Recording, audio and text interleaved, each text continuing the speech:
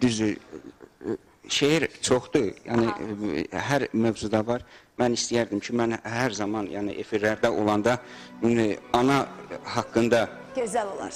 Buyurun. demişəm. Yəni bizim gözəl yazarlarımız var. Dünyasını dəyişənlərə Allah rəhmət eləsin və qalanlara da can sağlığı versin ki, analar haqqında gözəl yazılar, gözəl sözlər yazıblar. İndi ana haqqında danışmaq istəyirəm. Mən üzr istəyirəm. Bu bir, yəni hədis deyil, bir hikmətli, necə deyək, hekayə kimidir. Vaxt olsaydı deyərdim.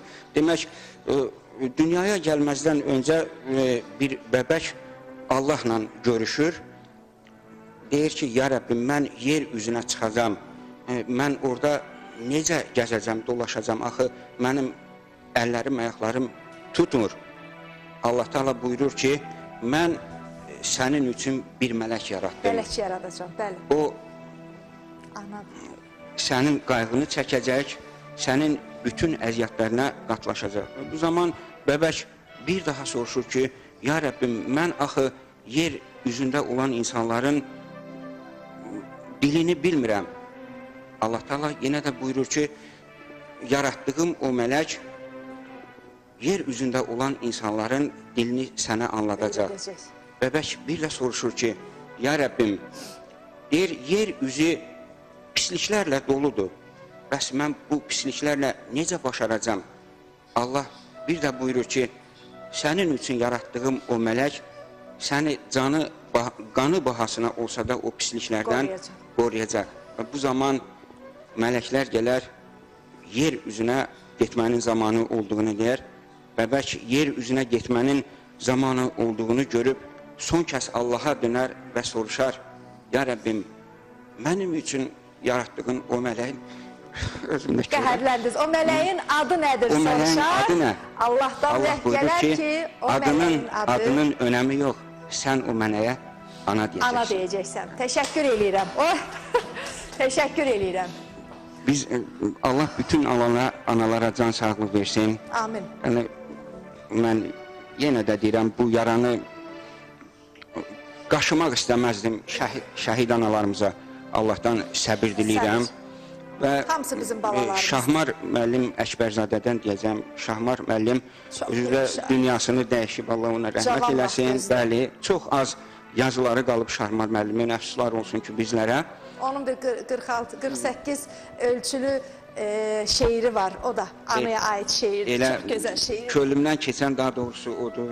Doğrudan deyirsiniz, Şahmar müəllim 48 ölçülü, dəhşət şeirdir. Xarici ölkəyə gedərdisə, anası üçün 48 ölçüdə paltar alıb gətirərdi. Amma bir zaman ki, eşidəndə anası dünyasını dəyişib, üst tutur, onlar Ağdamın Çəmənli kəndində yaşayarmış, üst tutur. Demək, evlə qapının arası bir 500-600 məsafə. Orada o dizlərin qoyur yerə, oradan dizi üstə gedir, anasının cənazəsini qucaqlayır. Orada o yazdığı 48 ölçülü qadın paltarı. Çox məşhur şeirdir, buyurun, deyin. Onu deyəcəm. Geyimlər görəndə ana hər dönüm. 48 ölçüdə qalar gözlərim. Cibim pullarımın qəbrinə dönər, titriyər dizlərim, dolar gözlərim.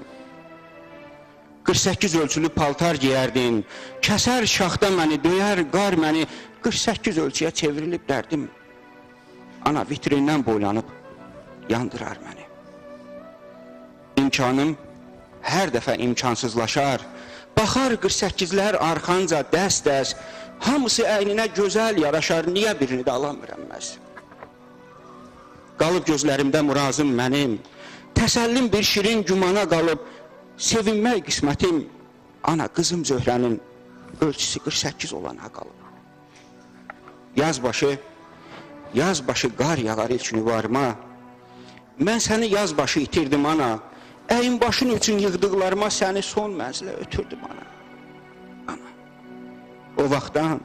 O vaxtdan payım nə, töhvələrin nə, oğul yox, ürəyi daş olmuşam mən, paltar əvəzinə sənin əyninə, ana 48 ölçüdə daş olmuşam.